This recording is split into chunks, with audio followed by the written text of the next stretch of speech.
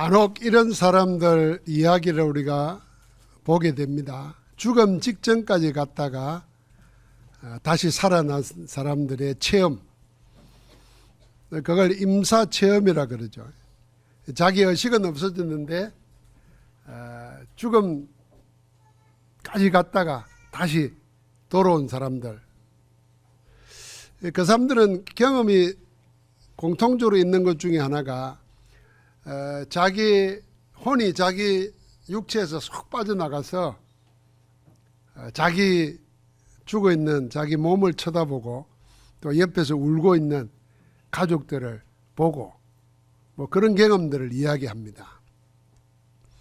그러니까 죽음까지 가서 자기를 다른 사람처럼 이렇게 쳐다보는 거죠. 근데 살아 있으면서 우리가 사실은 나를 타자시켜 가지고 나를 볼 수 있어야 됩니다. 우린 종종 이러잖아요. 나는 왜 이리 안 되는 게 없지? 나는 왜 안 될까? 이럴 땐 주로 뭐 사업이라든지 인생이라든지 뭐 하는 일이 안 될 땐 그리 하잖아요. 근데 그거보다 더한 사람은 나는 왜 이러지? 이건 자기 성품, 숨어있는 자기 인격 관계들. 나는 왜 이 모양이지? 자기를 돌아보면서 그러잖아요. 그러다가 좀 더 깊어지면 도대체 나는 뭐지? 이렇게 묻게 됩니다. 오늘 그런 자신에 대해서 숨김없이 자기를 이야기하는 전도자 바울의 고백을 보게 됩니다. 그게 로마서 7장입니다. 여기서 로마서 7장을 1절부터 25절까지 읽어보면서 내가, 내 하는 말이 몇 번 나오는지 한번 헤아려 보십시오. 제가 세어보니까 근 40번이나 나와요. 우리는 전도자 바울은 예수 그리스도의 사람, 오직 예수 그리스도만을 말하는 전도자로 알고 있잖아요. 그런데 왜 이렇게 많이 그리스도가 아닌 나를 언급했을까요? 그것도 자기 업적이나 자기 정거를 말한 것이 아니라 다른 사람들은 도저히 알 수 없는 영적인 괴로움, 갈등, 그걸 숨기지 않고 그대로 적나라하게 드러내놨습니다. 제가 성경책에 내 하는 게 몇 번인가 싶어서 동그라미 이렇게 쳐봤어요. 그러니까 7장에 보니까 전부 다 동그라미라. 야, 이거 나도 이럴 수 있겠다. 이런 생각을 제가 하면서 성경을 계속 봤어요. 바로 그 고백의 최고 절정에 이르를 때 이렇게 말했습니다. 나는 내가 원하는 것은 하지 않고 원치 않는 것을 행하고 있다. 원하는 것은 하나도 되는 게 없고 원치도 않는 것을 그걸 행하고 있다는 겁니다. 그러면서 더 깊이 들어가서 이렇게 고백합니다. 내 속에 다른 두 가지 법이 있다는 거예요. 한 다른 법이 내 마음의 법을 싸워서 나를 죄의 법 아래로 사로잡아 간다. 이렇게 말했습니다. 그러고는 자기 자신에 대해서 마지막 한 토로가 7장 24절 25절입니다. 오라 나는 공고한 사람이로다. 이 사망의 몸에서 누가 나를 건져내라. 이게 살아도 사는 게 아니라 그래서 괴로워 미치겠다는 거예요. 누가 이 몸에서 이 사망의 몸에서 나를 건져내랴. 그러면서 끝에는 뭡니까? 내 자신이 마음으로는 하느님의 법을 육신으로는 죄의 법을 섬기고 있다. 탄식했습니다. 자, 그러면은 이 바울이 로마서 7장에 하는 탄식은 예수님을 믿고 난 뒤에 하는 얘기냐, 아니면 예수님을 만나기 전에 어디에 속해 있어요? 유대교 율법에 속해 있고 율법에 특심할 때 그때냐, 이런 거 찾아야 되죠. 만약에 예수 그리스도를 믿고 나서도 계속 내 안에 두 가지가 싸우고 내 원하는 것은 되지 않고 원치 않는 것만 내가 행하고 있고 내가 나를 쳐다보니까 죄의 법이 나를 끌고 가는데도 나는 아무런 대항도 못하고 끌려다니고 이러고 있으면 어떻게 되겠어요? 지금 이 이야기는 바울이 복음 알기 전에, 복음 없이 종교 율법 아래 있을 때에 자기의 영적 상태를 숨김없이 그대로 드러낸 고백입니다. 바울은 이렇게 복음 없이 내적 갈등과 영적 괴로움에 시달렸습니다.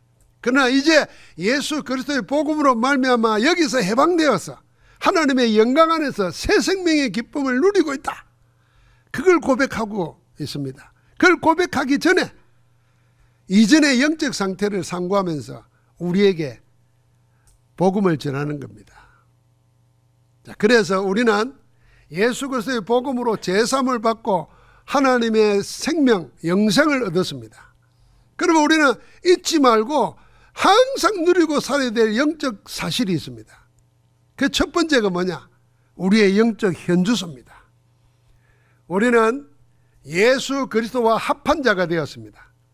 예수 그리스도와 합한 자의 영적 현주소가 어디냐?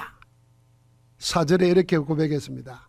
그러므로 내 형제들아, 너희도 그리스도의 몸으로 말미암아 율법에 대하여는 죽임을 당하였으니 이는 다름이 곧 죽은 자 가운데서 살아나신 이에게 가서, 예수 그리스도잖아요, 우리가 하나님을 위하여 열매를 맺게 하려 함이라. 그렇습니다. 우리는 하나님의 은혜로 구원받은 우리는 율법에 대하여 죽은 자입니다. 우리가 복음을 모르고 육신으로 살 때는 율법으로 말미암은 죄의 정욕이 우리에게 역사해서 사망의 열매가 우리에게 맺었지만은, 그러나 이제는 달라졌다는 겁니다. 달라진 나를 알아야 된다는 겁니다. 우리 주 예수 그리스도에서 우리를 얽어 멜고 있던 율법의 모든 속박에서 벗어나게 하셨습니다. 누가요? 예수 그리스도께서. 이제 우리는 생명 없는 율법의 종교에서 벗어나서 영생의 주이신 예수 그리스도에게 속한 자가 되었습니다. 이 영적 사실을 알고 누려야 된다는 겁니다. 우리의 연화, 노력이나 열심과는 상관없이 순전히 하나님의 은혜를 믿음으로 죄와 사단과 운명의 저주에서 벗어나서 의와 진리와 생명의 그리스도께 속한 하나님의 자녀가 되었습니다. 이 영적 사실을 구체적으로 누리게 하려고 바울은 로마서 7장 1절부터 3절까지 해서 남녀의 혼인관계를 가지고 설명을 했습니다. 남편 있는 여자에게 성경은 그 시대는 항상 남자가 주였잖아요. 남자 중심이었잖아요. 그러니까 남편 있는 여자는 남편이 살아있는 동안에는 법으로 남편에게 매여 있다는 겁니다. 그런데 남편이 죽은 다음에는 남편의 법에서 벗어나서 자유하게 된다는 겁니다. 그래서 남편이 살아있는 동안에 다른 남자에게 가면은 엄녀지만은 남편이 죽고 난 다음에 죽으면은 그 법에서 자유해서 다른 남자에게 가도 엄녀가 되지 않는다, 그렇게 말했습니다. 그러니까 우리는 뭘로 말하냐면 예수 그리스도로 말미암아 우리는 이제는 율법에 대해서는 죽었어. 율법을 우리를 얽어매지 못해. 그래서 죽은 자 가운데 다시 살아나신 그리스도에게 가서 하나님께 대하여 산자로 여기고 살아라, 그 말입니다. 그래서 우리가 6장에서도 봤지 않습니까? 죄에 대해서는 죽은 자요, 하나님께 대해서는 살아있는 자로 여길지어다, 그렇게 믿고 살라는 겁니다. 그게 맞다는 겁니다. 우리는 누구에게 대해서 살아요? 하나님께 대해서 살아있는 자요. 우리는 하나님으로 살아야 되는 자라. 죄로 사는 자가 아니고 율법으로 사는 자가 아니고 하나님으로 사는 자요, 복음으로 사는 자라. 그 고백을 정의하고 있는 겁니다. 이제 여러분, 나는 육신이 아니라 영에 속한 자요, 율법이 아니라 복음에 속한 자요, 흑암이 아니라 예수 그리스도 안에 있는 하나님의 자녀입니다. 이걸 항상 누리고 사는 겁니다. 우리가 영과 복음과 그리스도께 속한 자가 된 우리는 이제 무엇으로 어떻게 살아야 됩니까? 그래서 6절에 이렇게 말했습니다. 이제는 우리가 얽매였던 것에 대하여 죽었으므로 율법에서 벗어났으니 이러므로 우리가 영의 새로운 것으로 섬길 것이요 율법 조문에 죽은 것으로 묵은 것으로 아니할지라 그랬습니다. 이제 율법 조문에 사는 것이 아니라 영의 새로운 것, 성령으로 사는 거다는 겁니다. 왜요? 우리는 옮겨진 자가 되었고 이제는 죄의 종이 아니고 의의 종이고 의의 무기로 하나님께 드려야 되니까 우리를 하여금 영의 새로운 것으로 하나님을 섬기고 살라는 겁니다. 새 생명을 얻었으니까 옛것이 아니라 새 것으로 살아야 됩니다. 율법에 묵은 것이 아니라 영의 새로운 것으로 사는 것입니다. 만약에 우리가 새 사람이 되었는데 하나님의 영의 새로운 것으로 성령으로 살지 않고 옛사람 그리고 율법 조문에 묵은 것으로 살면 어떻게 될까요? 로마서 7장 6절과 11절에 보니까 똑같은 말이 두 번 나옵니다. 그게 뭐냐면은 죄가 기회를 타서 그렇습니다. 읽어보겠습니다. 그러나 죄가 기회를 타서 계명으로 말미암아 내 속에서 온갖 탐심을 이루었나니 이는 율법이 없으면 죄는 죽은 것이니라. 자, 11절에는 죄가 기회를 타서 계명으로 말미암아 나를 속이고 그것으로 나를 죽였는지라. 죄가 기회를 탔다는 겁니다. 자, 죄가 뭘 가지고요? 율법과 계명을 가지고 기회를 타서 내 속에 탐심을 일으키고 그 탐심으로 나를 죄 가운데를 끌고 가서 결국은 망하게 했다 그 말입니다. 여러분, 하나님이 주신 율법은 신령한 것입니다. 14절에 그랬어요. 하나님이 주신 계명도 역시 하나님의 생명에 이르게 합니다. 10절에 그랬습니다. 그래서 12절에는 율법은 거룩하고 계명도 거룩하고 의로우며 선하다 그랬습니다. 하나님이 주신 것이니까, 선하고 어려우신 하나님이 주신 것이니까 그 말씀 율법도 그 계명도 선하고 어렵고 신령한 것입니다. 그런데 이 신령한 것을 어떻게 해요? 죄가 기회를 타서 오히려 그걸 가지고 우리를 망하는 쪽으로 끌고 간다는 겁니다. 뭘 하면요? 성령으로 모든 것을 해석하고 성령으로 살지 아니하면 율법에 묶여가지고 그 선한 걸 가지고 오히려 자기 망하는 쪽으로 간다 그 말입니다. 그래서 이렇게 말합니다. 우리가 율법은 신령한 줄 알거니와 나는 육신에 속하여 죄 아래 팔렸도다. 죄가 기회를 타고 죄가 우리를 끌고 간다는 겁니다. 그래서 죄는 추상적이 아니에요. 죄는 인격이에요. 죄는 힘을 가지고 있어요. 죄는 우리를 넘보고 있어요. 그 죄의 뿌리가 어디에서 나옵니까? 사단에게서 나와요. 그러니까 사단이 인간의 하나님 말씀 떠나게 만들고 네가 하나님 되리라 속여가지고 우리를 죄인 되게 만들어버렸어요. 하나님 떠나게 만들고 저주와 운명 가운데 묶여가지고 우리를 자꾸 망하도록 끌고 갑니다. 그 죄가 기회를 타고 있다는 겁니다. 그래서 성경에는 뭐라 그럽니까? 사단에게 틈을 주지 말라 그랬어요.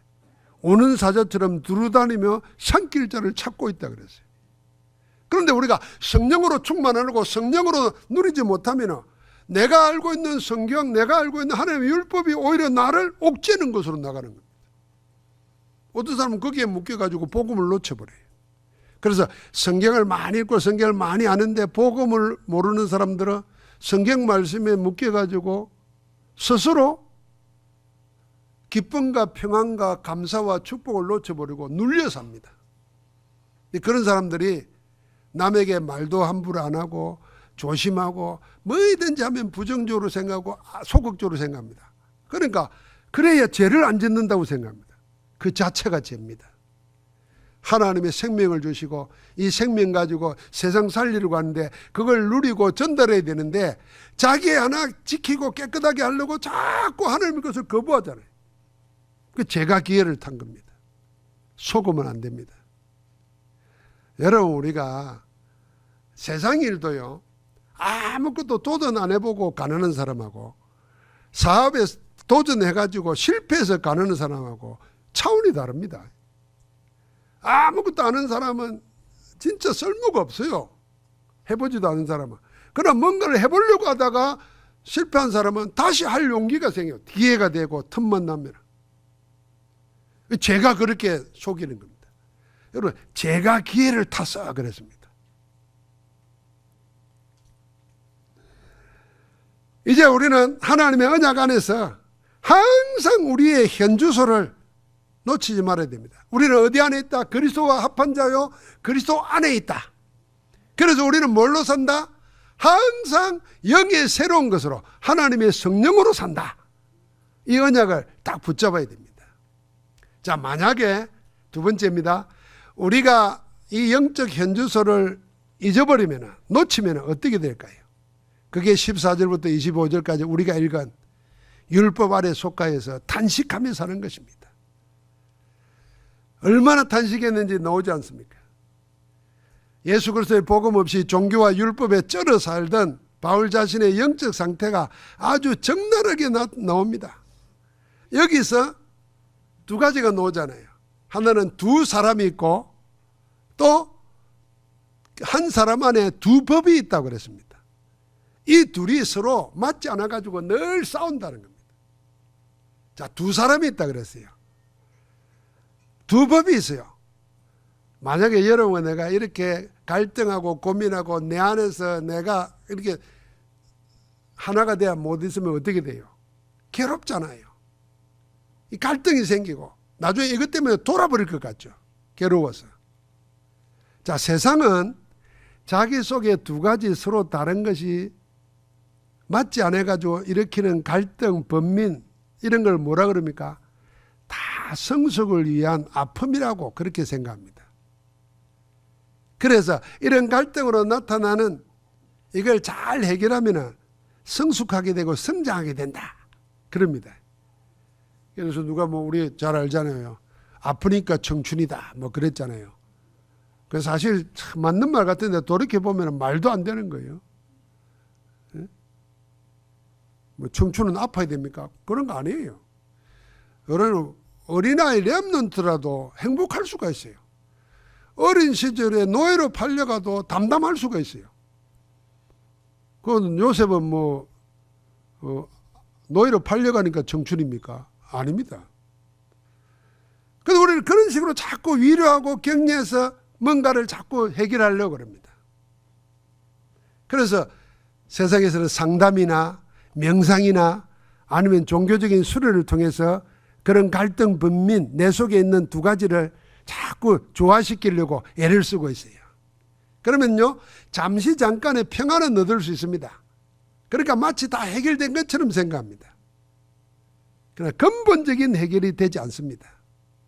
잠깐의 안정된 시간이 지나고 나면 또 다른 갈등이 일어납니다. 그러면 그때는 극단으로 자기를 몰고 갑니다. 그래서 아예 일탈에 일상화되어 버리거나 거기에 자기를 숨기거나 아니면 자기 스스로 생을 마감하려고 합니다. 왜요? 못 견디니까. 바울 자신이 복음이 없을 때 그랬다는 겁니다. 그래서 바울은 스스로를 이렇게 고백한 적이 있어요. 갈라디아서 1장에 보면은 나는 내가 믿는 이 종교에 내 동년배보다도 지나치게 열심이었다 그랬어요. 그러니까 자기 속에 있는 고민과 갈등을 뭘로요? 자기 믿는 그 믿음, 이 믿음이 맞나 안 맞나가 아니에요. 믿음에 지나친 열심을 가지고 해결하려고 했다는 겁니다. 그래서 복음 아니고 하나님의 것 아닌 다른 것에 지나칠 정도로 집착하고 열심하면요, 그 뭐가 문제가 많은 사람이에요. 내 속에 뭐가 있는 사람이에요. 그걸 자꾸 해결해보고 딴 것에 빠집니다. 여러분, 거기에 빠지면 재밌거든요. 예를 들면 운동에 빠져보십시오. 운동에 빠져보면 생리적으로 도파민이 나와요. 그리고요, 뭐 아드레날린이 나오고 이러면요, 아픈 것도 몰라요. 그냥 기뻐가지고 막 그게 해결책이라고 생각해요. 어떤 사람은 낚시 빠져보세요. 낚시 가지고 부부싸움 하는 사람이 내가 그렇게 많은 줄 몰랐어요. 그러면 그러다 낚시 가면 왜 내 취미 가지고 그러냐 그래요. 그럼 아내가 그런다네요. 당신 날 사랑한 거야, 낚시를 사랑하는 거야? 내가 좋아, 낚시가 좋아? 그러면 유치하게 그렇게 질문하냐 그래요. 그럼 낚시하고 살아라, 나가라 그럼. 그 어째 그러나 맨날 그렇게 싸운다는 거예요. 그렇게 이런 이상한 집착에 빠져버려요. 지금 바울이 그랬던 겁니다. 자기 속에 있는 내면의 숨은 갈등과 괴로움을 막 넘겨보려고, 이겨보려고, 벗어나보려고 그쪽으로 빠지는 거예요. 지나친 열심히로 종교생활한 거예요. 그 다른 사람 보면 그게 믿음처럼 보여요. 그래서 바울은 자기를 다 그대로 말합니다. 15절에 내가 행하는 것을 내가 알지 못하노니 곧 내가 원하는 것은 행하지 않고 도리어 원치 않는 것을 미워하는 것을 행함이라. 내 속에 내가 원하는 것과 행하는 것이 따로 있다는 겁니다. 원하는 나와 원치 않는 것을 행하는 다른 내가 있다는 겁니다. 그래서 내 안에 있는 다른 나 때문에 괴롭다는 거예요. 원하는 대로 하면 좋겠는데 내 원하는 것과 행하는 게 따로 노니까 이 내가 뭐냐는 겁니다. 그게 내가 아니라 내 속에 거하는 죄라고 말했습니다. 을을 원하는 나와 악을 행하는 죄가 내 안에 있다는 겁니다. 여러분, 그 정도가 아닙니다. 전도자 바울은 복음 없는 자기 자신에게는 아예 선한 것이 하나도 없다고 그랬습니다. 원하는 것은 내게 있지만 선을 행하는 것이 없고 원하는 선은 행하지 않고 도리어 원하지 않는 악을 행하고 있다고 한탄하고 괴로워하면서 이렇게 또 말합니다. 20절에 똑같은 말을 또 했어요. 만일 내가 원하는 그것을 하면 이를 행하는 자는 내가 아니요 내 속에 거하는 죄니라. 나 아닌 다른 나도 납니다. 그런데 내 진짜 마음으로는 하나님의 법을 즐거워하고 하나님의 걸 찾는데 자꾸만 다른 것이 나를 끌고 간다는 겁니다. 복음 밖에 있을 때는 그런 겁니다. 바울은 다시 한번 자기 속에 있는 다른 자신을 말하면서 원하지 않는 곳으로 나를 몰고 가는 그 죄에 대해서 분명하게 증거하고 있는 겁니다. 자, 전도자 바울은 자기 안에 다른 나만 있는 게 아닙니다. 이제 자기 안에 싸우는 두 법에 대해서도 자백했습니다. 내 안에 하나님의 법과 죄의 법이 서로 싸우고 있다는 겁니다. 이 둘 사이에 끼어서 괴롭다고 고백한 겁니다. 그래서 21절 23절에 이랬어요. 그러므로 내가 한 법을 깨달았노니 곧 선을 행하기 원하는 나에게 악이 함께 있는 것이로다. 내 속사람으로나 하나님의 법을 절구하는데 내 지체 속에 있는 한 다른 법이 내 마음의 법과 싸워서 내 지체 속에 있는 죄의 법으로 나를 사로잡는 것을 보는도다. 늘 죄에 쥐고 있다는 겁니다. 내가 죄에 쥐고 있다는 거예요. 내 원하는 것이 내 행하는 것에 끌려가고 있다는 겁니다. 그래서 오라 나는 공고한 사람이라. 이 사망의 몸에서 누가 나를 건져내라. 이렇게 부르짖었던 겁니다. 그래서 마음으로는 하나님의 법을 육신으로는 죄의 법을 섬기고 있다는 거예요. 마음과 육신이 따로 노니까 삶이 하나가 안 되니까 얼마나 괴롭겠어요. 전도자 바울이 복음 없는 자기 종교, 자기 열심에 빠져 있을 때는 늘 두 가지 사이에서 끼어가지고 갈등과 번민과 괴로움으로 떨고 살았습니다. 이 모든 것의 증거가 하나의 단어로 나타나는데 그게 뭡니까? 나 이러는 겁니다. 전부 납니다. 나를 못 벗어납니다. 이게 율법의 종교입니다. 이게 자기 열심으로 살려고 하는 겁니다. 이게 전도자는 그리스도를 통해서 여기에서 벗어났다는 겁니다. 나에게서 벗어나서 복음으로 자기가 옮겨진 걸 발견한 겁니다. 그래서 8장 1절과 2절에는 25절에는 예수 그리스도 안에서 하나님께 감사하면서 뭘 노래하고 있습니까? 자기가 옮겨진 걸, 자기가 이제는 그리스도 안에서 그 두 가지 사이에서 끼어 고민하던 것에서 해방받았음을 선언하고 있습니다. 오늘 우리는 우리 스스로를 발견해야 됩니다. 여러분과 나 혹시 내가 죽어가지고 세상적으로 말하면 혼이 빠져가지고 나를 한번 내려다본다 생각해 보십시오. 그래서 우리가 다시 한번 묵상하고 혼자 기도할 때 하나님 말씀 안에서 나를 한번 잘 살펴보시기 바랍니다. 나는 뭔가? 내가 왜 이러지? 하나님이 나에게 뭘 원하지? 이렇게 물으면서 한번 살펴보십시오. 그럼 틀림없이 하나님이 나에게 원하시는 것을 알려주실 겁니다. 근데 우리는 그런 나를 안 보려고 합니다. 괴로워. 그런 나를 쳐다보는 것 자체가 괴로워. 그냥 믿는 체하고 그냥 막 아무 문제 없는 체하고 사는 게 더 좋아. 이러다 보면은 하나님이 예배해 놓은 진짜를 놓칠 수 있습니다. 그 나를 봐야 돼요. 내가 육신에게 죄에 지고 있어서 죄에게 끌려가는가? 아니면 나를 구원하신 하늘 안에서 내가 정말 함께하는 축복을 누리고 사는가? 보면서 항상 영적 현주소로 원인체해야 돼요. 원대복귀해야 돼요. 그 안에서 하나님의 계획을 다시 찾고 다시 시작해야 돼요. 그래서 복음 안에 들어온 바울이 찬송하는 내용이 25절과 8장 1절 2절입니다.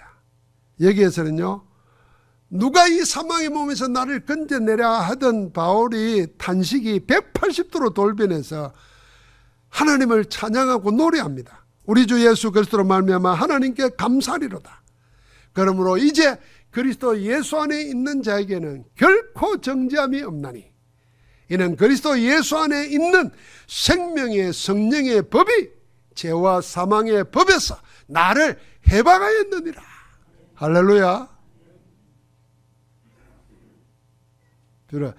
바울은 하나님 앞에서 정직한 자였습니다. 자기 내면에 일어나는 고민과 갈등, 영적 괴로움을 숨기지 않았습니다. 자기의 영적 상태를 변명하지도 않았습니다. 오히려 하나님 앞에 다 드러내놨습니다. 하나님, 내가 왜 이랬습니까? 내가 어찌하면 좋겠습니까? 바울을 통해서 하나님이 지금 우리에게 들려주는 거예요. 그래서 바울은 그때 하나님을 바라본 겁니다. 우리 주 예수 그리스도로 말미암아 거기에서 나를 저주와 재앙에서 해방시키신 그리스도로 말미암아 하나님께 감사한다고 찬양하고 노래하는 겁니다. 여러분과 나는 과거, 현재, 미래에서 완전히 해결받았고 종교 율법에서 해방되어 하나님의 자녀로 지금 영적 새로운 신분과 건세를 가지고 하나님 안에 있는 자인 줄 믿습니다. 그래서 바울은 세상에서 담대히 말하는 겁니다. 나는 이제 해방받았다. 그리스도가 나를 해방하셨다. 나는 이제 죄와 사망의 법이 아니라 생명의 성령의 법 안에서 사는 자다. 아무도 나를 정죄할 수 없다. 내 안에 있는 다른 나, 내 안에 있는 다른 법도 이제는 나를 어찌하지 못한다. 나는 예수 그리스도 안에 있는 자유의 힘을 가지고 성삼위 하나님을 찬양하며 산다. 나아가는 겁니다. 그래서 로마서 7장과 8장은 너무 다른 두 영적 세계 안에 살던 신앙인의 고민, 종교 신앙에 묶인 자와 복음 신앙에 묶인 자의 차이가 그대로 드러나는 겁니다. 그래서 복음 가진 자의 대승리의 대선언입니다. 나는 이겼다. 그리스도께서 나를 이기게 하셨다. 나는 이제 이 안에 있다. 그 복음 가진 자가 승리한 그 자만 부를 수 있는 새 노래입니다. 우리가 시편 40편에 찬양이 있잖아요. 내가 여호와를 기다리고 기다렸더니 여호와께서 나를 기가 막힐 웅덩이와 수렁에서 나를 끌어올리셔서 굳건한 반석 위에 반석 위에 나를 세우셨도다. 내 입에 새 노래를 주셨으니 곧 무슨 노래요? 여호와 하나님께 올릴 찬송이로다. 하나님께서 다윗이 기가 막힐 웅덩이에 빠졌을 때 기막힌 상인이 많았잖아요. 어디 가서 말도 못하고 말하면 부끄럽고. 보십시오. 자식이 왕자를 뺏으려고 죽이려고 했어요. 아버지를. 자기도 범죄해가지고 괴로움을 당했어요. 그러니까 기가 막히는 거죠. 여러분, 기가 막히면 죽는 거잖아요. 깊은 수렁에 빠졌어요. 스스로 올라올 수도 없어요. 그래서 여호와를 기다리고 기다렸다 그랬어요. 이 말은 뭡니까? 여호와를 그게 기도했다는 겁니다. 나를 구원하시려니 기도했다는 겁니다. 운 게 아니에요. 힘쓴 게 아니에요. 참은 게 아니에요. 믿었어요. 하나님을 믿고 기다린 거예요. 하나님이 그를 끌어올리셔서 다시는 무너지지 않을 반석 위에 세워두시고, 그래서 시편 61편에는 나보다 더 높은 바 위에 나를 인도하소서 그랬잖아요. 나보다 높은 바 위에 나를 올려놓았어요. 하나님의 영적 세계에 올려놓고는 입에 찬송을 주신 거예요. 새 노래를. 이 찬송을 듣는 자마다 하나님께 영광 돌리게 된다 그랬죠. 이게 전도예요. 오늘 지금 그 노래를 부르는 겁니다. 사랑하는 성도 여러분, 우리가 부를 노래가 이겁니다. 우리는 예수 그리스도 안에 있다. 지금 그리스도께서 나를 손에 두고 행하고 계신다. 나는 하나님의 가장 원하는 것을 지금 찾아 누린다. 언제? 어려울 때. 언제? 아무 힘이 없을 때. 언제? 도저히 내가 해결할 수 없는 절대 불가능한 속에서 하나님 바라보면서 하나님이 내 입에 주실 새 노래를 기대하면서 믿음으로 기도하기 시작하는 것입니다. 할렐루야. 그러면 분명히 우리를 어디에서요? 나에게서 나와서 하나님께로, 사단에게서 나와서 성삼위 하나님께로, 그리스도께로, 여러분 나는 운명에서 나와서 하나님께로 우리를 옮겨지는 응답을 누리게 될 줄 믿습니다. 그래서 우리가 이걸 늘 누리는 거예요. 이제는 나 아닌 다른 나 때문에 눌려 살거나 시달리고 살거나 갈등하고 고민 속에 괴로워할 이유가 없습니다. 승리하신 그리스도 붙잡고 우리를 옮겨 놓으실 그리스도 안에서 새 노래를 부르면서 살기를 주의 이름으로 축복합니다. 그리 되면 여러분과 나는 237 5천 종족에게 하나님이 경관망대임을 알리게 되고, 우리는 237 5천 종족을 전도자로 세우는, 제자로 세우는 전도의 축복을 누리게 됩니다. 하나님은 그 일을 계획하시고 여러분과 나에게 복음의 증인으로 우리를 함께 하시면서 우리 속에서 역사하고 계심을 믿습니다. 하나님 감사합니다. 오늘도 우리를 부르셔서 복음 안에서 하나님이 함께하는 증인으로, 복음의 사람으로, 전도의 사람으로, 기도응답의 증인으로 살게 하시니 감사합니다. 하나님, 모든 주의 백성들이 이제 율법과 종교와 세상에 눌려있는 것이 아니라 해방시키신 그리스도 안에서 주를 노래하며 사는, 새 노래를 부르며 사는 축복의 증인되게 하옵소서. 우리 주 예수 그리스도 이름으로 기도하옵나이다. 아멘.